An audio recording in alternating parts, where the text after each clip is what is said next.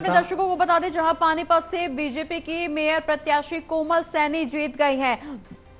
1,23,170 वोटों से कोमल सैनी ने जीत दर्ज की है। तो बड़ी खबर, 1,23,170 वोट से कोमल सैनी जीत गई है। हमारे साथ देवेंद्र कथुरिया जी, हमारे एसोसिएट एडिटर लगातार बने हुए हैं। देवेंद्र जी, कोमल सैनी को लेकर के लंबे समय से जिक्र किया जा रहा था और आखिरकार बीजेपी के खाते में एक और सीट, कोमल सैनी ने जीत हासिल की। 1,23,170 वोटों से कोमल सैनी ने कांग्रेस की सविता संजय गर्ग को हरा दिया है।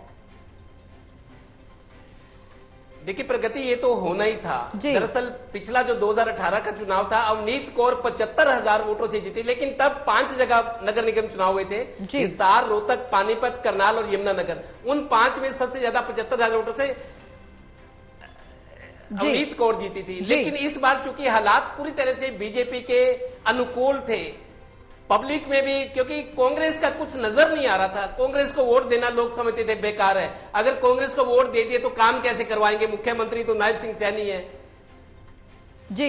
एमपी, एमएलए, सारा मतलब जो एक पूरा सिस्टम बीजेपी के हाथ में। तो लोगों को लगा कि काम करवाने तो साथ तो बीजेपी का देना पड़ेगा। बिल्कुल।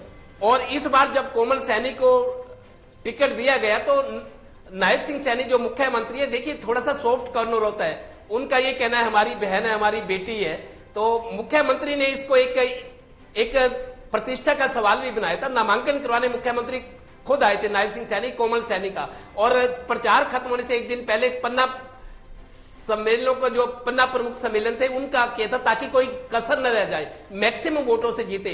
मैक्सिमम वोटों से कोमल सैनी जीती हुई लग रही थी, लेकिन चूंकि अब गुड़गांव और फरीदाबाद के चुनाव साथ हो गए, वहां तो 3-3, 2-2, 2.5 लाख की जीत है। तो ये जीत भी अच्छी है। लेकिन 1 लाख प्लस की जीत का दावा कर रहे थे बीजेपी के छोटे बड़े नेता भी, 1 लाख प्लस से जीतेगी, और वैसा कर दिखाया। तो कुल मिला के बीजेपी ने धूम मचा दी है, मानेसर को छोड़ दे। तो इससे इतनी बड़ी खुशी लगातार एक के बाद एक बीजेपी दूसरों को, रश को, कि यार एक के बाद एक इतनी बड़ी कामयाबी। लेकिन उसके लिए पार्टी ने तो योजनाएं बनाई, लोगों को जोड़ा। तो कांग्रेस से आई है, लोग दूसरे निराश लोग थे, तो हमारे साथ आइए, हम विकास की इस रफ्तार में, विकास की इस यात्रा में हमारा साथ दीजिए। बीजेपी ने चौतरफा जो कुछ जरूरी था बेहिचक होकर बिना वक्त जाया किए करा।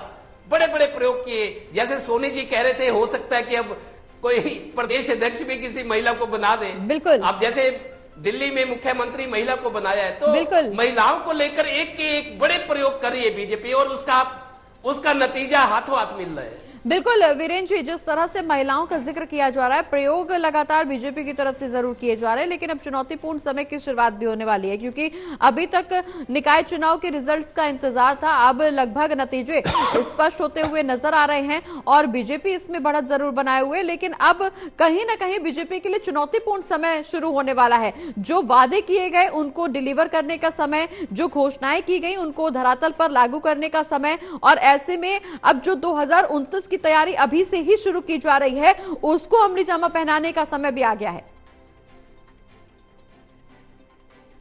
पार्टी के लिए अब चुनौतियों का समय है, वायदे पूरे करने का है, क्योंकि जनता की अपेक्षाएं बहुत अधिक हैं, और उन पर खरा उतरने का।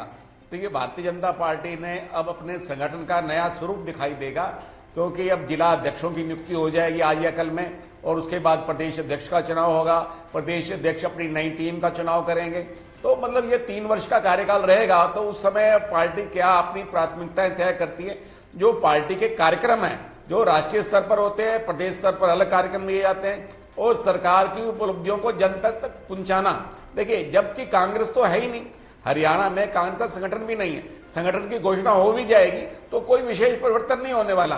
कांग्रेस को उम्मीदें भारतीय जनता पार्टी से हैं। कांग्रेस को उम्मीद इस बात पर है कि भारतीय जनता पार्टी के खिलाफ वातावरण बनेगा और लोग विकल्प के रूप में कांग्रेस को चुनेंगे। कांग्रेस की सिर्फ यही आशा है। कांग्रेस को अपनी मजबूती पर विश्वास नहीं है।